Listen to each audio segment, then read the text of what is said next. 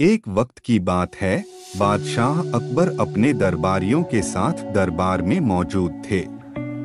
तभी उनके मन में एक बात आती है। बादशाह बोलते हैं कि मेरे आसपास हमेशा बुद्धिमान लोग रहते हैं और मैं उनके बीच रहकर बोर हो गया हूँ। मैंने फैसला किया है कि मुझे कुछ मूर्ख व्यक्तियों से मिलना चाहिए। अकबर बीरबल से कहते हैं, तुमने हमेशा हमारी मदद अपने ज्ञान और चतुराई से की है।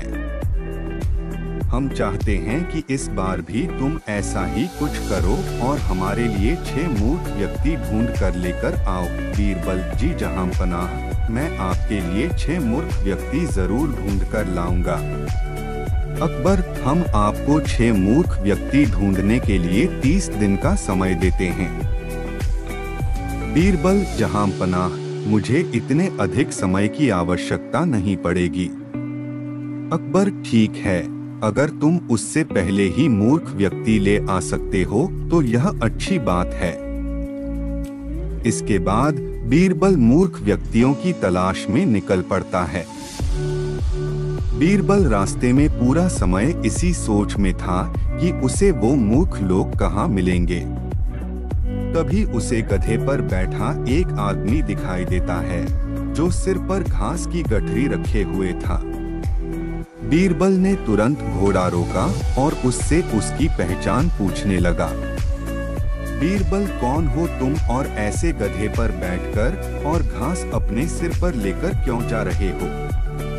व्यक्ति, मैं रामू हूँ और मेरा गधा कमजोर व थका हुआ है, इसलिए गधे का बोझ कम करने के लिए मैंने घास की गठरी अपने सिर पर रखी है। यह सुनकर बीरबल सोचता है कि मुझे पहला मूर्ख व्यक्ति मिल गया। फिर बीरबल उससे कहता है कि तुम जानवरों के बारे में इतना सोचते हो, इसलिए मैं तुम्हें बादशाह अकबर से इनाम दिलवाऊंगा। यह कहकर बीरबल उस व्यक्ति को अपने साथ चलने के लिए कहता है। इनाम की बात सुनकर रामू बीरबल के साथ हो लेता है। बीरबल और रामू कुछ दूर चले ही थे कि बीरबल को 2 व्यक्ति आपस में लड़ाई करते हुए दिखाई दिए। बीरबल उन दोनों व्यक्तियों को लड़ने से रोकता है और उनसे पूछता है कि तुम दोनों कौन हो और किस बात के लिए लड़ रहे हो? पहला व्यक्ति, जनाब, मेरा नाम चंगू है। दूसरा व्यक्ति, और मेरा मंगू है। मंगू, जनाब, मुझे चंगू कहता है कि इसके पास शेर है जिसे वो मेरी गाय के शिकार के लिए छोड़ेगा। चंगू, हाँ, मैं ऐसा ही करूंगा और मुझे बहुत मजा भी आने वाला है। बीरबल, कहाँ है तुम लोगों की गाय और शेर? मंगू, जनाब, जब भगवान हमें वरदान देने आएंगे तो मैं उनसे गाय मांगूंगा और चंगू शेर मांगेगा जिसे यह मेरी गाय पर छोड़ने की बात कर रहा है। बीरबल, अच्छा, यह बात है।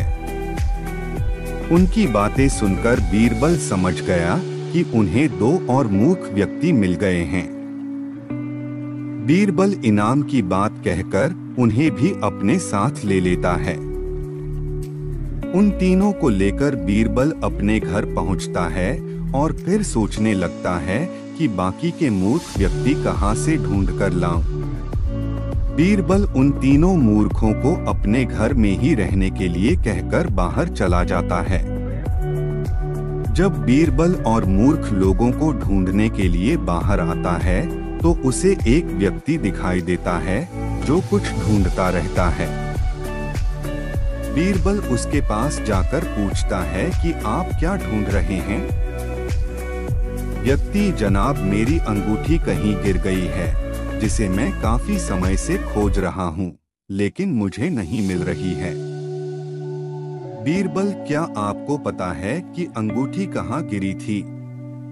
व्यक्ति, दरअसल मेरी अंगूठी यहाँ से दूर उस पेड़ के पास गिरी थी, लेकिन वहाँ अंधेरा होने के कारण मैं यहाँ उसे ढूंढ रहा हूँ।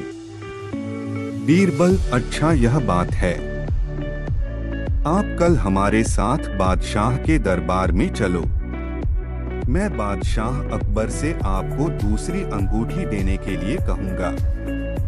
व्यक्ति अच्छा ठीक है, फिर खुश होकर अगले दिन सुबह बीरबल दरबार में उन चारों मूर्खों को लेकर पहुंचता है। बीरबल, बादशाह अकबर, मैं आपके कहे अनुसार मूर्ख व्यक्तियों को ढूंढ कर ले आया हूँ।